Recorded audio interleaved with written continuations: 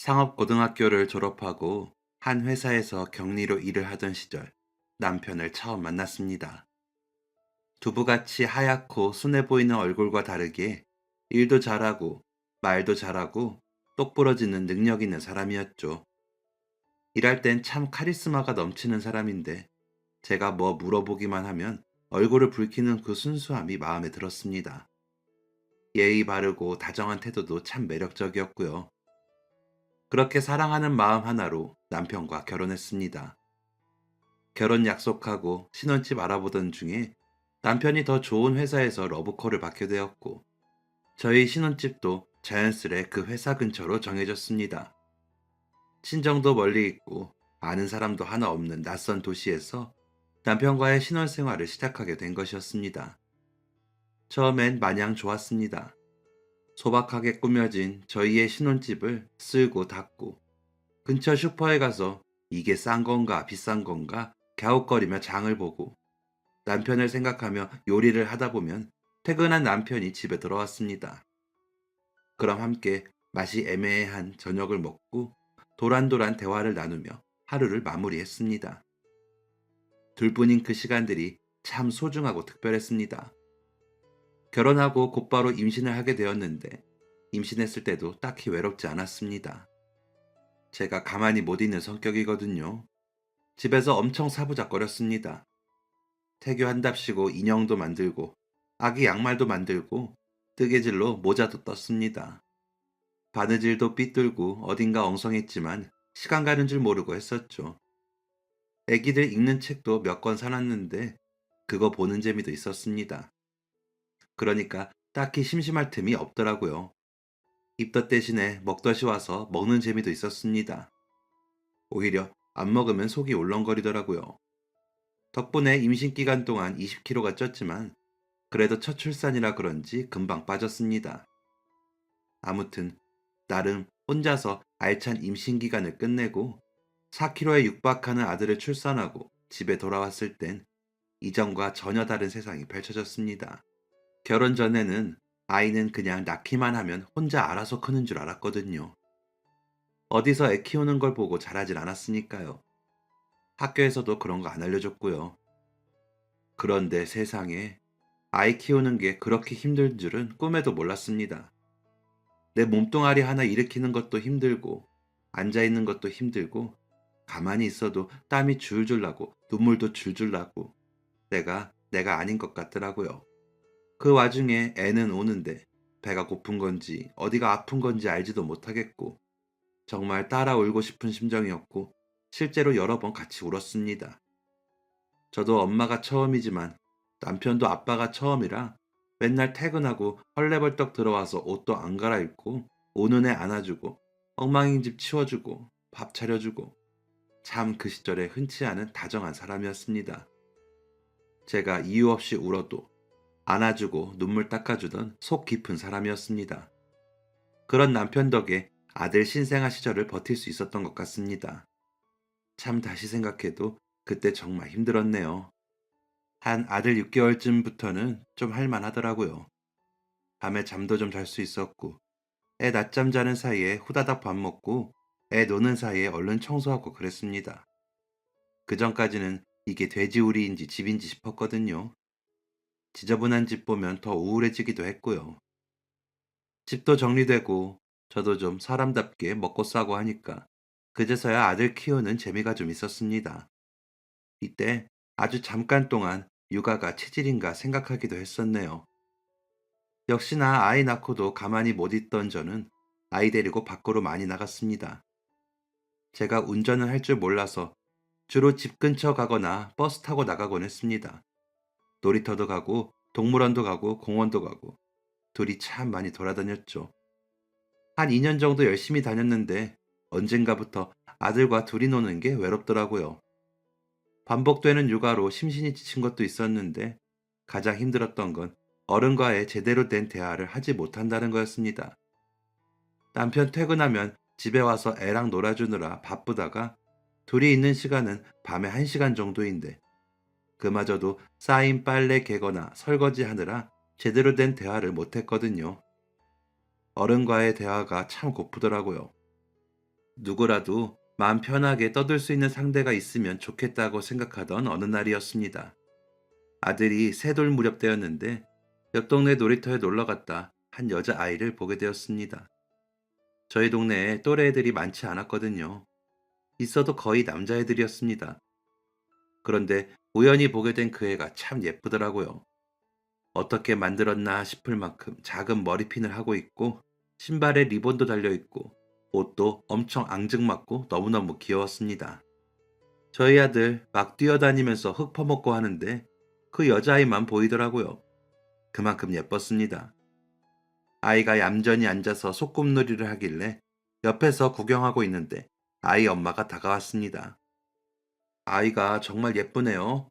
여자아이들은 이렇게 얌전히 노나 봐요. 저희 아들은 맨날 뛰어다니기 바쁘거든요. 아, 안 그래도 저 아이가 아까부터 계속 뛰어다니길래 안 힘든가 했는데 어머니셨군요. 체력 엄청 좋네요. 그러니까요. 체력이 넘쳐서 매일 놀이터 찾아다녀요. 저도 거의 매일 나오는데 처음 뵙네요. 저희는 옆 동네 살아요. 동네에 큰 놀이터가 없어서 찾다가 오게 되었고요. 그렇게 아이 엄마랑 얘기를 좀 나누게 되었는데 알고 보니 그 예쁜 여자아이와 저희 아들이 동갑이었습니다. 여자아이 이름은 지수라고 했죠. 대화를 나눠보니까 사람이 참 괜찮더라고요. 오랜만에 낯선 사람과 하는 대화였는데 정말 시간 가는 줄 모르고 거의 한 시간을 떠들었습니다. 지수 엄마도 저와 같은 마음이었을까요? 다음날 또 놀이터에서 만나자고 하더라고요. 저는 좋다고 했습니다. 그날 집에 가면서부터 벌써 다음날이 기대가 되더라고요. 얼른 또 대화를 나누고 싶었습니다. 그렇게 동갑내기 아이를 키우며 외로웠던 저희는 금방 친해지게 되었습니다. 같이 놀이터도 가고 밥도 같이 먹고 서로의 집에도 놀러 다니면서 친하게 지냈습니다. 지수 엄마도 저처럼 동네에 친구가 없고 친정도 멀어서 심심했다고 하더군요. 저처럼 가만히 못 있는 사람이라 딸이랑 여기저기 놀러 다니다가 저를 만나게 된 것이었습니다. 함께하는 육아가 그토록 재밌는 줄은 몰랐습니다. 특히 애들이 동갑이니까 공감대가 더 많았습니다.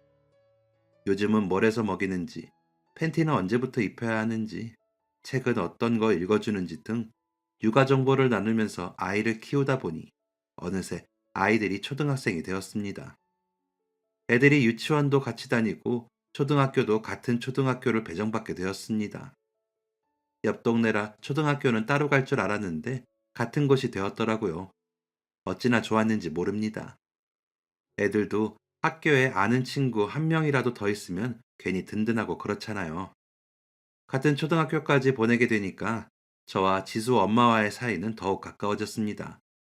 초등학생 엄마가 되니 신경 써야 할 게 좀 많아야 말이죠. 민호는 줄넘기 할 줄 알아요?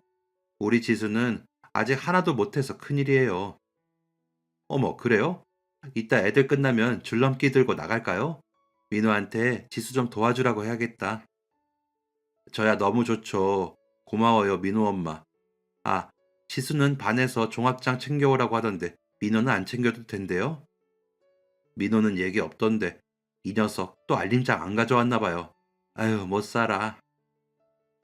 함께 전투를 하는 전우가 생긴 기분이었달까요? 친구 이상의 든든함이 있었습니다. 그러던 어느 날이었습니다. 한밤중에 갑자기 집 전화가 울려서 깜짝 놀라서 받았는데 지수 엄마더라고요. 그런데 주변이 엄청 시끄럽고 지수 엄마 목소리가 이상했습니다. 하도 울어서 쉰 목소리 같다고 할까요? 지수 엄마는 목이 메이는지 심호흡을 한참 하다가 말을 했습니다. 민호 엄마, 내가 지금 사고가 나서요. 집에 지수가 혼자 있는데 좀 가줄 수 있어요? 보통 일이 아닌 것 같았습니다. 지수 아빠랑 지수 엄마랑 친척 집에 잠깐 다녀오는 길에 사고가 났다고 하더라고요. 오전에 나갔다가 저녁 전에 돌아올 예정이라 지수한테는 학교 끝나면 집에서 숙제하고 기다리고 있으라고 하고 나갔답니다. 그런데 사고가 났고 응급실에 가게 되어 겨우 정신 차리고 저한테 전화를 한 거였죠. 집에 전화했는데 지수가 안 받는다고 하더라고요. 그때가 11시가 다 되었을 시간이었습니다. 저는 얼른 지수네 집으로 향했습니다. 어떻게 갔는지도 기억이 안 날 만큼 뛰어갔습니다. 집에 가니까 불이 다 꺼져 있더라고요. 지수야, 이모야, 어디 있니? 제가 부르니까 지수가 방에서 엉엉 울면서 나왔습니다. 얼마나 무서웠으면 그랬을까 제 마음이 다 아팠습니다. 일단 부모님 사고 난 건 말 안 하고 사정이 생겨 늦는다고 하고 저희 집으로 데리고 왔습니다. 잠들기 전까지 훌쩍거리면서 자는데 얼마나 안쓰럽던지요. 그날 지수 엄마가 걱정이 되어서 잠도 못 자고 깨어 있었는데 이른 아침에 다시 한번 전화가 왔습니다. 지수 엄마, 괜찮은 거예요? 민호 엄마, 어떡해요? 지수 아빠가... 사고 후 응급수술에 들어간 지수 아빠가 끝내 깨어나지 못했다는 얘기를 들었습니다.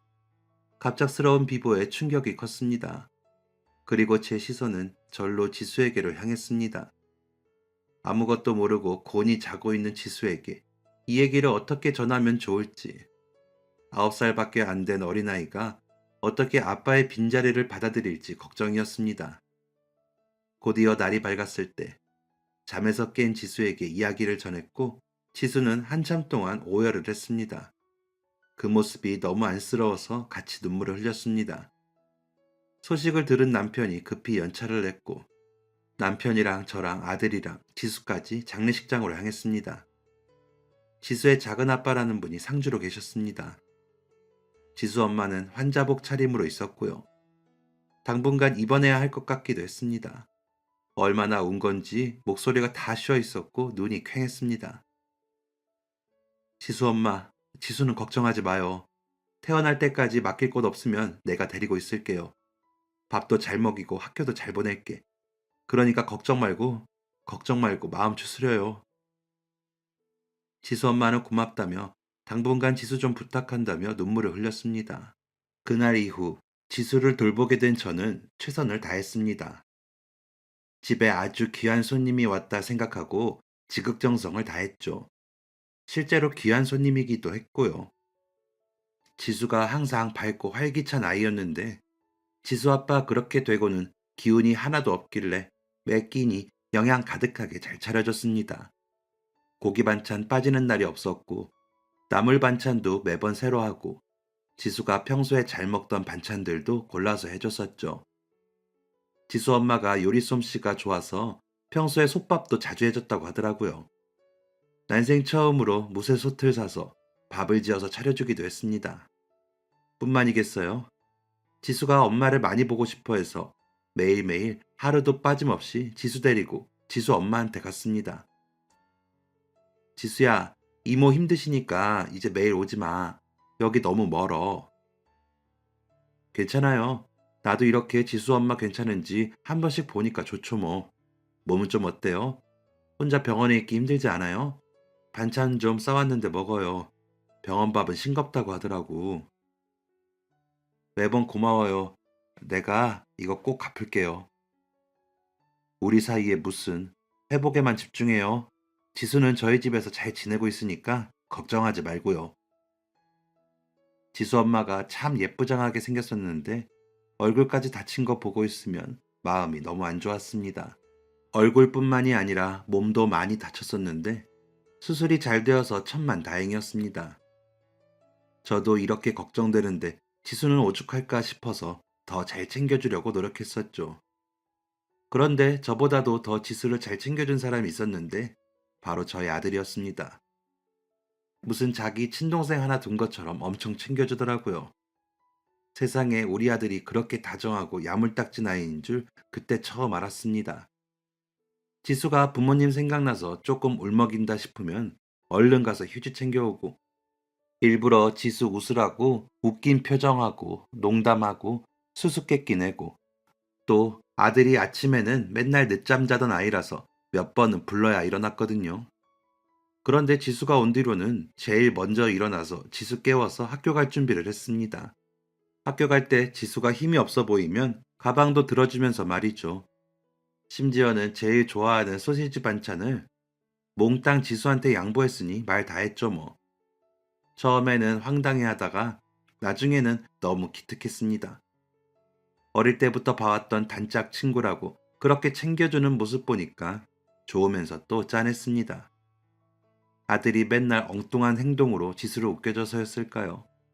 지수는 저희 집에 있는 한 달 동안 차츰 아픈 마음을 회복했습니다. 여전히 아빠를 그리워하긴 했지만 그래도 가끔 웃기도 하고 학교에서 있었던 일도 얘기해주곤 했죠. 그리고 드디어 지수 엄마가 퇴원을 하게 되었습니다. 지수는 드디어 엄마랑 집에 갈 수 있다면서 무척 기뻐했습니다. 이모, 다음에는 저희 집에서 밥 먹어요.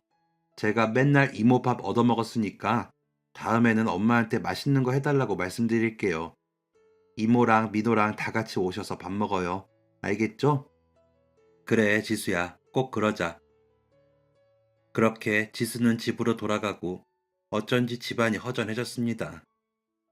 그동안 지수의 존재감이 컸나 봅니다. 며칠 뒤, 지수랑 지수 엄마가 저를 찾아왔습니다. 기쁜 마음으로 반겨주었는데 속상한 소식을 듣게 되었습니다. 민호 엄마, 그동안 정말 감사했어요. 꼭 은혜 갚겠다고 했는데 저희 이사 가요. 네? 갑자기요? 갑자기 왜 어디로요? 멀리 가요? 네. 저희 이모가 식당을 하시는데 자리 하나 내줄 수 있다고 하셔서 거기서 일해보려고요. 애 아빠가 없으니까 이제 제가 가장이니까 돈을 벌여야 해서 그렇게 되었어요. 미안해요. 너무 아쉽고 속상했지만 차마 붙잡을 수가 없었습니다. 이제 지수 엄마가 혼자 아이를 키워야 하니까 생계를 책임져야 했으니까요. 그 사정을 모르는 것도 아니고 그저 그 모녀가 새로운 곳에서 부디 잘 지내기를 바랄 뿐이었습니다. 지순애가 이사가는 날 아들이랑 함께 마중을 나갔습니다. 저랑 아들도 그렇고 지순애도 그렇고 헤어지는 게 아쉬워서 눈물을 글썽이면서 작별 인사를 했습니다. 어쩐지 쓸쓸해 보이는 뒷모습의 모녀가 시야에서 점점 사라져갔고 그렇게 지순애와 이별을 하게 되었습니다. 시간이 흘러 어느덧 아들은 고등학생이 되었습니다. 그동안 지순애와의 연락은 없었습니다. 이사간 직후에 전화가 한 통 오긴 했는데 그 이후엔 별다른 연락이 없었습니다. 저도 지순애 이사가고 다시 일을 하기 시작해서 집에 붙어있지 않아서 전화가 온지 모르기도 했고요. 그때 당시에는 핸드폰이 없었고 나중에서나 사게 되었거든요. 지수 엄마만 저희 집 연락처를 알고 저는 지수가 이사간 집 번호를 모르기도 해서 자연스럽게 연락이 끊겼던 것 같습니다. 저희의 기억 속에서도 지순애가 점점 희미해져 갔죠. 어릴 적에 맨날 첫날 뛰어다니고 엉뚱한 질문을 많이 하던 개구장의 아들은 공부를 무척 잘하는 학생으로 성장했습니다. 어렸을 땐 한글 공부하는 걸 싫어해서 팬티바람으로 뛰어다니면서 공부 안 한다고 소리쳤거든요. 초등학교 가서도 한글을 몰랐고 1학년 가을이 되어서야 겨우 한글을 뗐습니다. 그래서 공부머리는 없나 보다 싶어서 일찌감치 포기하고 맨날 운동시키고 놀러 다녔습니다.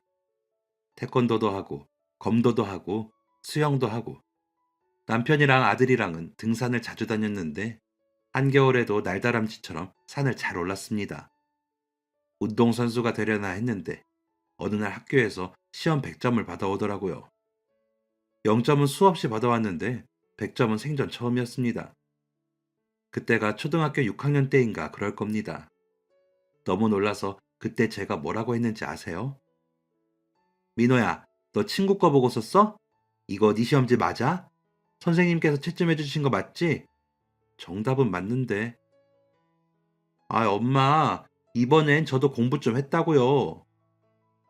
난생 처음 100점을 맞은 아들이 신기했던 저는 그날 집에서 삼겹살 파티를 했습니다. 그 정도로 공부를 못했던 애거든요. 그런데 한 번 100점 맞은 이후부터는 밥 먹듯이 100점을 받아오더라고요. 참 신기하다고 생각했습니다. 그러다가 중학교에 가게 되었는데 글쎄 아들이 전교 1등을 했다는 겁니다. 아들 성적표 받고 너무 놀라서 입이 다물어지지 않았습니다. 어차피 할 놈은 하게 된다더니 우리 아들이 공부를 잘하게 될 줄은 꿈에도 몰랐습니다. 아들은 공부가 재밌다면서 맨날 책상 앞에 붙어서 열심히 공부를 했고 중학교 다니는 내내 전교 1등을 했습니다. 이러니까 엄마인 저도 욕심이 나더라고요. 늦었지만 좋은 고등학교를 한번 찾아봐야 하나? 학비가 보통이 아니던데, 그럼 다들 학원은 안 다니고 학교에서만 공부하는 건가? 입학 설명회 같은 거라도 가봐야 하나 했는데, 아들이 괜찮다고 그냥 일반 고등학교에 간다고 했습니다. 등록고는 다 멀잖아요. 가까운 곳 다니고 싶어요. 일반 고등학교 가서 내신 잘 받아오면 되죠. 그렇게 아들은 집 근처에 있는 고등학교에 진학을 하게 되었습니다.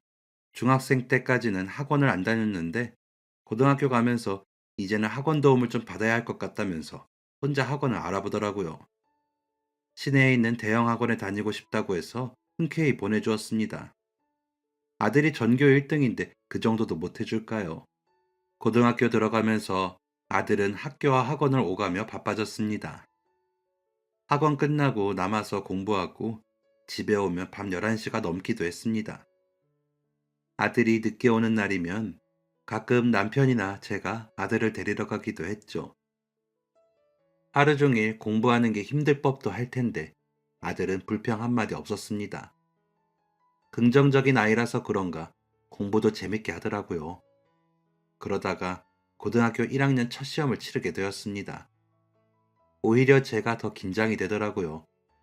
혹시나 아들이 부담을 느낄까봐 잘 봤냐, 어땠냐 한마디도 안 물어봤습니다. 그러다가 시험 마지막 날 아들이 밝은 표정으로 제 앞에 시험지를 차르륵 펼쳤습니다. 그리곤 당당하게 외쳤죠. 엄마, 저 이번에도 전교 1등 할 것 같아요.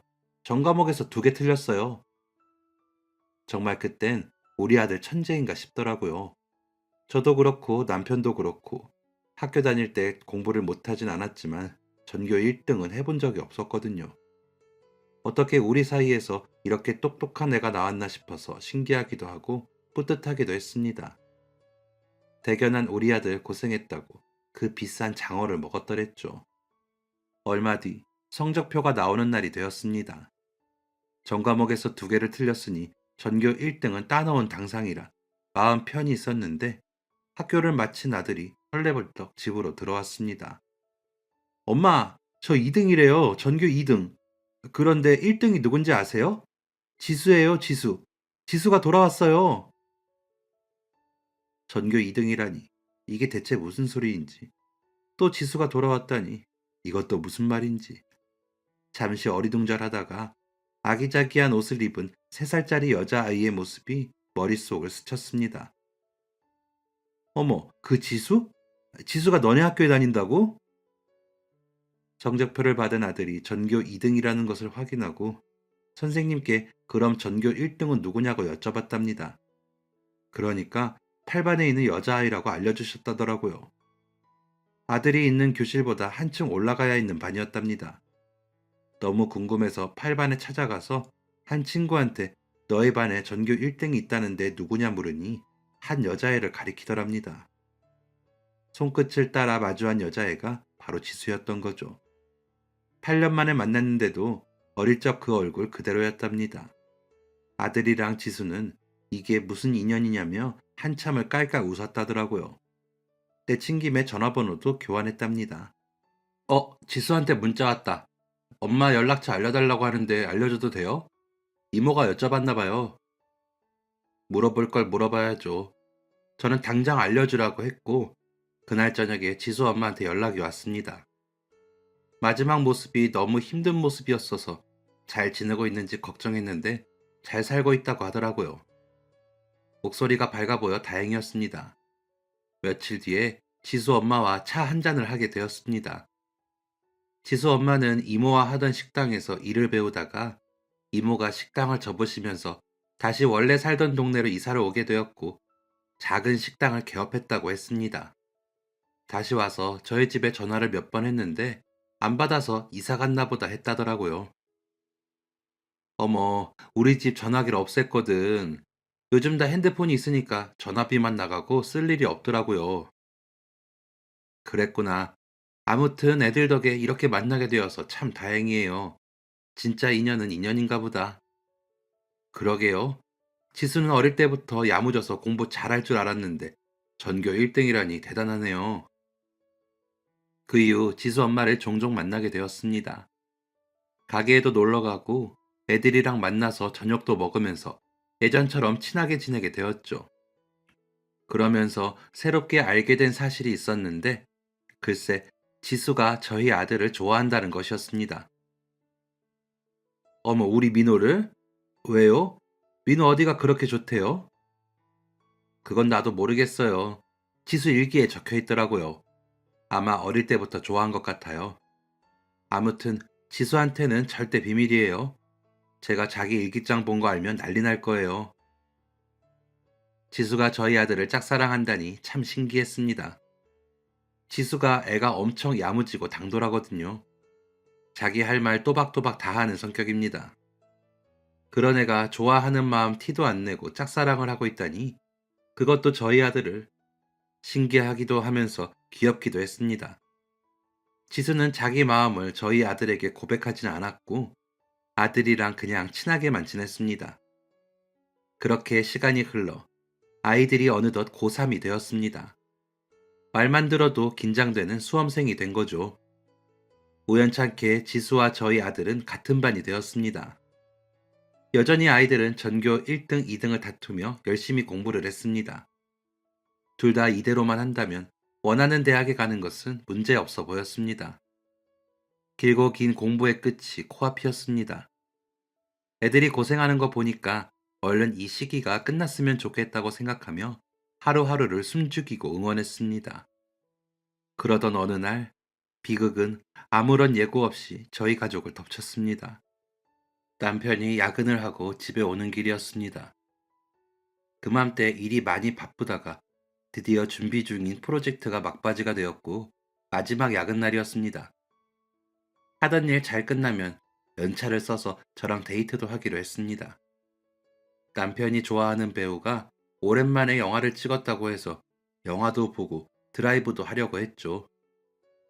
그런데 마지막 야근을 하고 집에 돌아오는 길에 남편은 음주운전을 한 화물차랑 사고가 났고 그 자리에서 허망하게 세상을 떠났습니다.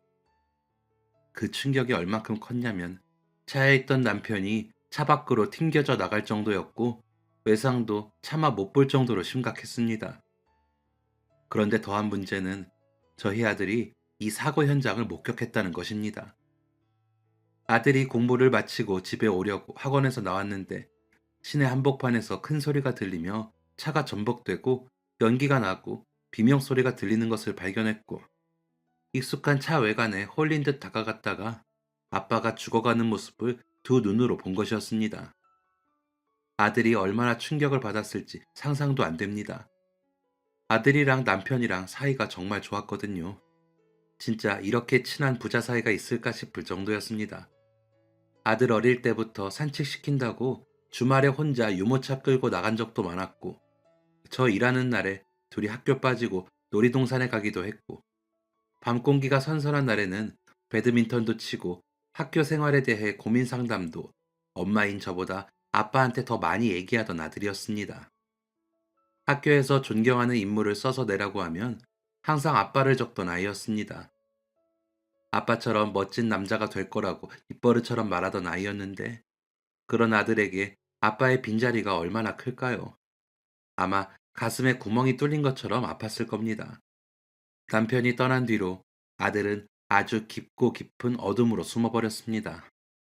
학원은 물론 학교도 가지 않고 밥도 잘 먹지 않고 방에서만 틀어박혀서 밖으로 나오지 않았습니다. 친구들의 연락도 받지 않았습니다. 아들이랑 친하게 지내던 친구들이 두어 번 찾아왔습니다. 그런데도 얼굴도 내미지 않고 목소리도 들려주지 않더군요. 아들의 방에는 그저 의미 없는 게임 소리만 울릴 뿐이었습니다. 가끔은 흐느끼는 소리와 함께요. 지수도 몇 번 찾아왔습니다. 민호야, 문 좀 열어봐. 너 언제까지 이러고 있을 거야? 학교 안 가? 너 대학 안 갈 거냐고. 여전히 아들은 묵묵부답이었습니다. 참 저도 어떻게 해야 할지 모르겠더라고요. 아들에게 그 어떤 것도 강요할 용기가 나지 않았습니다. 하늘과도 같던 아빠가 사라져버린 기분이 어떻겠어요. 마음속에 상처가 가득할 텐데 제가 어떻게 감히 아들을 설득할 수 있을지, 아무것도 못하는 현실이 너무 속상해서 매일 눈물로 밤을 보냈습니다. 그러던 어느 날 담임 선생님께 연락이 왔습니다.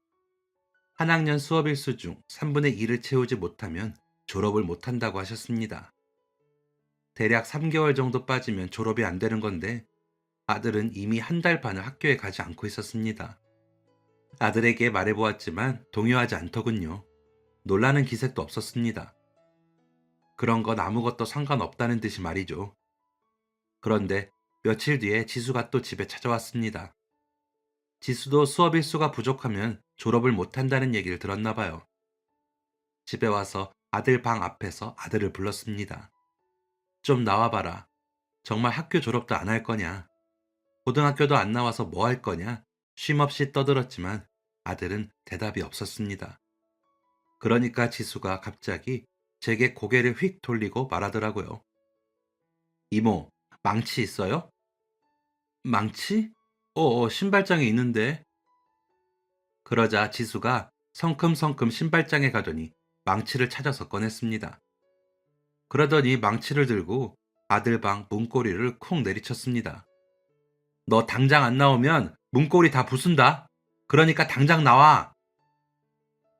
지수가 당돌한 줄은 알았지만 그 정도로 대범한 줄은 몰랐거든요. 그런데 솔직히 그렇게라도 해서 아들이 나왔으면 좋겠다고 생각하기도 했습니다. 숨죽이고 기다리고 있는데 지수가 한 번 더 문고리를 쾅 내리쳤습니다. 이번에도 아들이 반응이 없자 지수가 한 번 더 문고리를 치려던 그때였습니다. 아들 방문이 벌컥 열렸습니다. 나왔으니까 그만해. 망치 내려놓고 얘기해. 너는 무슨 애가 겁도 없냐? 네가 그러고 있는데 이깟 망치가 겁나냐? 내일부터 학교 나와. 안 그러면 진짜 문고리 부술 테니까. 지수의 겁없는 그 행동이 통했나 봅니다. 아들은 마지못해서 고개를 끄덕였습니다. 그리고 정말 그 다음 날부터는 학교를 나가기 시작했습니다. 선생님께 얘기를 들어보니 학교에서 수업은 안 듣고 거의 잠만 잔다고 하더라고요. 시험지는 백지를 내고. 그래도 그게 어딘가 싶었습니다. 그래, 하나씩 하자. 성급하게 서두르지 말고 하나씩 일상을 찾아가야지.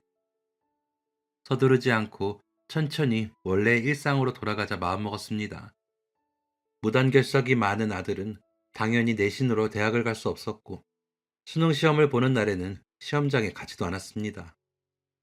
하지만 저는 욕심내지 않았습니다. 그간 긴 시간 동안 아들이 공부를 열심히 아주 잘해낸 것은 아쉬웠지만 대학 안 간다고 죽는 거 아니잖아요. 그리고 공부할 때도 정말 집요하고 즐겁게 공부하던 아이니까 뭘 해도 잘할 거라는 믿음이 있었습니다.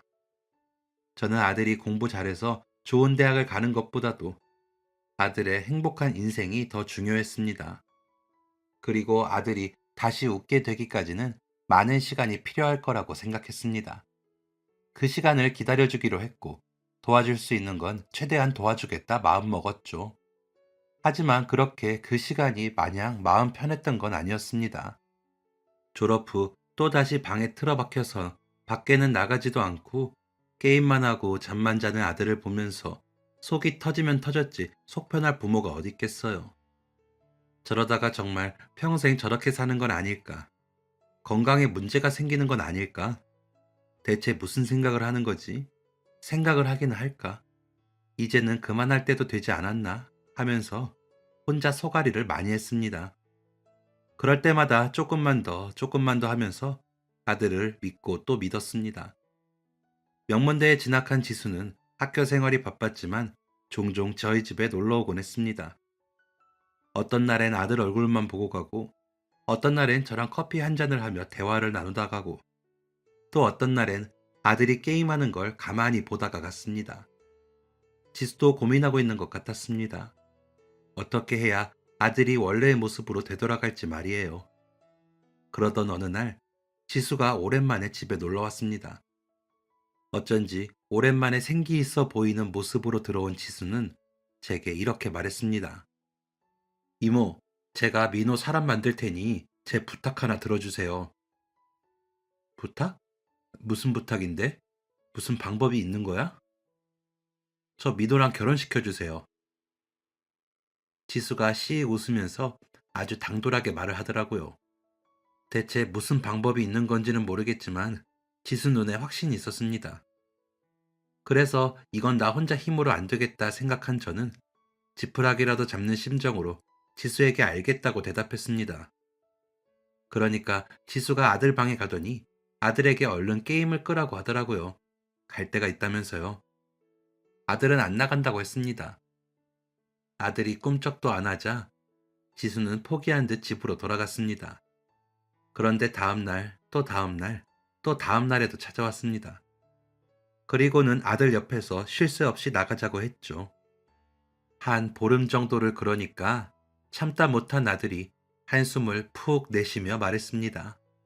너 진짜 언제까지 올 거야? 나 안 나갈 거니까 그만 와. 나 네가 나갈 때까지 계속 올 거야. 나 곧 방학 끝나. 다음 주면 개강이야. 네가 계속 안 나가면 나 학교도 안 갈 거야. 아 진짜 왜 그래? 대체 어딜 가자고 하는 거야? 네가 가면 좋아할 것 같아서 그래. 좋은 일꾼 한 명 데려간다고 이미 말 다 해놨단 말이야. 일꾼? 가보면 알아. 가자, 응? 내일, 내일 가자. 몇 시에 올 거야? 준비하고 있을게. 정말? 진짜 가는 거지? 나 내일 아침 9시에 온다. 진짜다. 알겠다고. 아들은 마지못해 지수를 따라 나서기로 했습니다. 대체 어딜 가려고 그러나 궁금해서 저도 같이 가겠다고 했죠. 다음 날 지수는 칼같이 시간 맞춰서 왔고 제가 애들을 태우고 지수가 알려준 주소로 갔습니다. 그렇게 한참을 달려서 도착한 곳이 글쎄 어디였는 줄 아세요? 바로 보육원이었습니다. 아들과 저는 어리둥절한 채 지수를 따라갔고 지수는 익숙한 듯이 안에 계시는 분들과 인사를 나누고 소매를 걷어붙였습니다. 자, 일합시다. 그 이후로는 정말 시간이 어떻게 갔는지 모르게 바삐 움직였습니다. 저는 주방에서 청소하고 요리도 하면서 일을 했고 아들이랑 지수는 보육원 아이들 노는 곳 정리하고 침구 빨래하고 운동장 청소를 했습니다. 정말 오랜만에 그렇게 시간 가는 줄 모르게 일을 했던 것 같습니다. 정신 차려보니까 어느새 점심시간이 훌쩍 지나 있더라고요. 간단하게 점심을 해결한 저희는 운동장 한쪽에 앉아서 잠깐 쉬는 시간을 가졌습니다. 아이고, 오랜만에 일하니까 삭신이 쑤시네. 지수 너는 어떻게 이런 곳을 알게 된 거야? 보육원 봉사 다닌다는 얘기는 처음 듣는 것 같은데. 아, 제 동기가 봉사 동아리에 들어갔는데 궁금해서 한번 따라와 봤거든요. 오자마자 여긴 민호가 와야겠다 싶더라고요. 야, 민호야, 너는 여기 있는 애들 보면서 느끼는 거 없냐? 지수 물음에 민호는 대답을 하지 않았습니다. 뭔가 복잡해 보이는 표정이었습니다. 너도 뭘 느끼지? 네가 부끄럽지? 여기 애들은 우리처럼 아빠 없어. 그뿐이게 엄마도 없어. 할머니도 할아버지도 없고 형제도 없고 그냥 아무도 없어. 그런데도 애들이 저렇게 웃는다니까.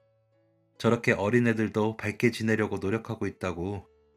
그러니까 보면서 반성해.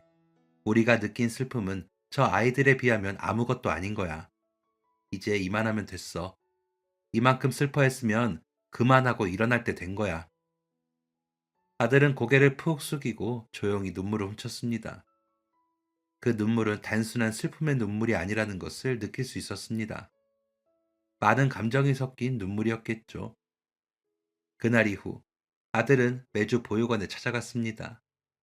제가 일 때문에 못 가는 날엔 혼자 가더라고요. 그렇게 보육원을 몇 번 더 찾아가던 아들은 어느 날 갑자기 컴퓨터 선을 다 뽑았습니다. 그리고는 게임을 아예 하지 않더라고요. 그러다 또 어느 날은 방 정리를 했습니다. 보지 않는 책, 쓰지 않는 펜 같은 걸 싹 버리더군요. 그러더니 새로운 책을 사서 책장을 채웠습니다. 무슨 책인가 슬쩍 보니까 경찰 공무원을 준비하는 문제집이더라고요. 그러더니 어느 날부터인가 아들이 책상 앞에 앉아 공부를 하기 시작했습니다. 너무너무 오랜만에 보는 모습이었습니다. 그 모습이 얼마나 그리웠는지 한참 동안 넋놓고 공부하는 모습을 바라봤습니다. 그리고 또 며칠이 흐른 어느 날, 갑자기 아르바이트 면접을 보러 간다고 하더라고요. 묻고 싶은 게 많았지만 그저 알겠다고 했습니다. 1시간 만에 돌아온 아들이 면접에 합격했다면서 집 근처 편의점에서 아르바이트를 하기로 했다는 겁니다. 놀랍기도 하고 기특하기도 하고 궁금하기도 했습니다. 갑자기 아르바이트는 왜? 학원에 다녀야 할 것 같은데 학원비가 없어서요. 솔직히 학원비 정도야 제가 지원해 줄 수 있었습니다. 하지만 아들 나름 생각이 있는 거겠죠. 아마 혼자 힘으로 해내고 싶은 욕심도 있을 테고요. 그래서 열심히 해보라고 응원해 줬습니다.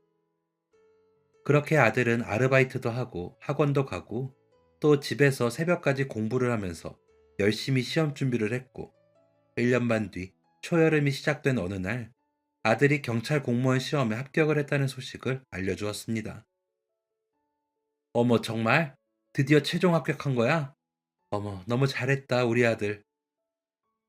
그동안 제가 정말 죄송했어요. 엄마 생각도 했어야 했는데 제가 너무 못났어요. 아니야. 이렇게 다시 돌아와 준 것만으로도 기뻐. 그날 정말 오랜만에 아들을 품에 안아보았습니다. 남편 떠나고 처음이었습니다. 아들을 안아보는 게. 참 살갑고 애정 표현도 많이 하던 아들이었는데 아들의 따뜻한 온기를 오랜만에 느끼니 눈물이 왈칵 터져서 그 기쁜 날 정말 많이도 울었습니다.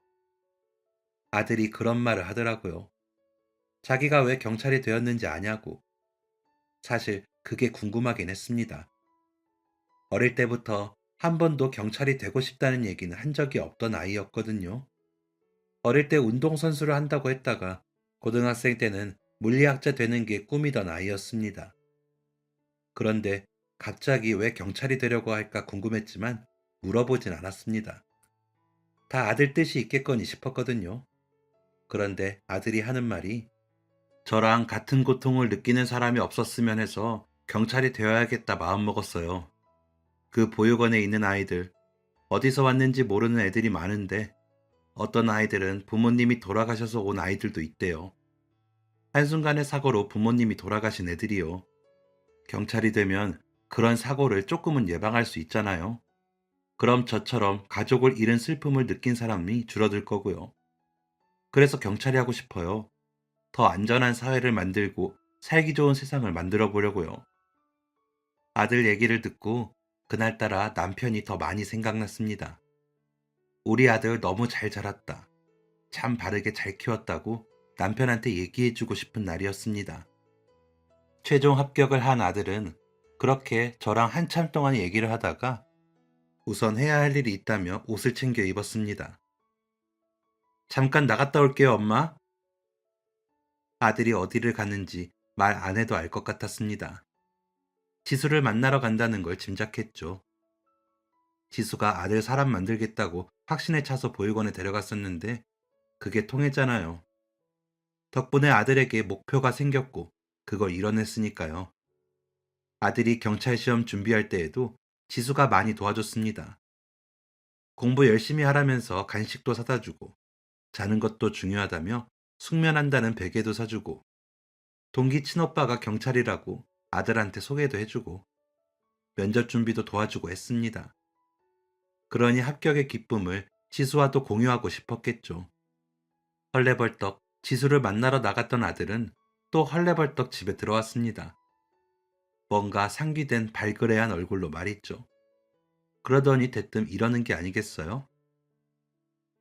엄마, 저 지수랑 결혼할 거예요. 애들이 둘 다 왜 그렇게 결혼을 좋아하는지 참 사람 놀래키는 재주가 있습니다. 황당해서 아무 말도 못하고 있으니 아들이 밝게 웃으면서 그러더라고요. 지수가 저 사람 만들었잖아요? 저 사람 만들면 결혼 허락하기로 엄마랑 약속했다면서요. 저 데리고 살 사람은 지수밖에 없어요. 저 교육 끝나면 제대로 결혼 준비 시작하기로 했어요. 알겠죠, 엄마? 제가 반대할 여부가 있겠나요? 지수 같은 며느리라면 두 팔 벌려 환영인걸요. 다만 한 가지 궁금한 점이 있었습니다. 우리 아들이야 자기를 그 깊은 어둠에서 꺼내준 게 지수라서 그렇다고 하지만 지수는 대체 우리 아들 뭐가 좋은 걸까 궁금했습니다. 얼마 지나지 않아 지수 엄마한테 그 이유를 듣게 되었는데 지수가 어릴 때 아빠 돌아가시고 정말 정말 슬펐답니다. 지수 아빠가 지수를 엄청 예뻐하는 일명 딸바보였거든요. 그래서 지수가 엄마보다도 아빠가 더 좋다고 할 정도로 애착이 있었는데 그런 아빠가 하루아침에 사라진 거니까 그 어린애가 얼마나 힘들었겠어요. 저희 집에 있는 한 달 동안 살짝만 건드려도 터져버리는 비눗방울처럼 울음을 꾸역꾸역 참으면서 살았는데 그때 저랑 저희 아들한테 정말 고마웠답니다.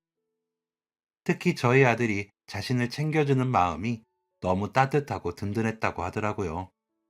마치 아빠같이 느껴지기도 했다더군요. 그때부터였답니다. 저희 아들을 좋아하게 된 게. 하지만 지수네가 이사를 가면서 아쉽게 이별을 하게 되었는데 지수 엄마가 가게 차리려고 알아볼 때 원래 살던 동네로 가자고 한 게 지수였답니다. 다시 저희 아들을 만나기 위한 지수의 큰 계획이 있었던 거죠. 정말 다시 만날 수 있을지 없을지는 몰랐지만 왠지 다시 원래 살던 동네로 가야 할 것만 같았다고 하더라고요. 그런데 돌아와 보니 이게 무슨 운명인지 같은 고등학교에 다니고 있었던 거죠. 그러다가 저희 남편이 세상을 떠나고 아들이 정신 못 차리고 망가져갈 때 지수는 다짐했다고 했습니다. 꼭 정신 차리게 해줘야겠다 하고 말이죠. 처음엔 어떻게 해야 될지도 모르겠어서 힘들었지만 그때마다 어릴 때 아들이 해줬던 위로를 떠올렸다고 했습니다. 그러면서 여러 방법을 모색했고 그 끝내 아들이 정신 차릴 수 있게 해준 거였죠. 지수 얘기를 들으니 이 두 아이가 서로에게 얼마나 큰 존재인지 또 얼마나 많은 영향을 줬는지 새삼 깨닫게 되었습니다. 서로를 위한 따뜻한 마음이 너무나도 예쁘네요. 아이들은 제게 말한 대로 아들 교육이 끝난 뒤에 결혼 준비를 시작했고 마침내 정말 부부가 되었습니다. 아장아장 걸을 때부터 봤던 아이가 제 며느리가 되다니 함께 육아하며 외로운 시간을 견뎌낸 지수 엄마와 사돈을 맺게 되다니 참 신기하더라고요. 이보다 특별한 인연이 있을까 싶고 애들이 정말 잘 살면 좋겠다고 생각했습니다. 부부가 된 아이들은 지금 각자의 자리에서 열심히 일하면서 아주 행복하게 살고 있습니다. 아들은 오늘도 시민들의 안전을 지키고 있고 대기업에 들어간 우리 며느리 지수는 멋지게 맡은 일을 해내고 있죠. 어린 시절 큰 아픔을 겪은 아이들의 마음은 아주 단단해져서 웬만큼 힘든 일에는 흔들리지 않습니다. 아주 훌륭한 어른으로 성장한 아이들을 보고 있으면 참 뿌듯하네요. 둘 다 지금처럼 씩씩하고 행복하게 깨볶으며 살았으면 합니다. 하늘에서 제 남편과 지수 아빠가 흐뭇하게 아이들을 지켜보고 있겠죠. 애들 잘 사는 모습 구경하다가 손주도 보고 증손주도 보고 오래오래 건강하게 살다 갈 테니 조금만 기다려달라고 말해주고 싶습니다. 저는 이제 또 우리 사돈이랑 차 한잔하며 수다 좀 떨어봐야겠네요. 지금까지 제 사연 들어주셔서 너무 감사드립니다. 오늘 하루도 행복한 하루 보내세요. 지금까지 사연 들어주셔서 감사합니다. 사연이 재밌으셨다면 구독과 좋아요를 눌러주세요. 감사합니다. 안녕히 계세요.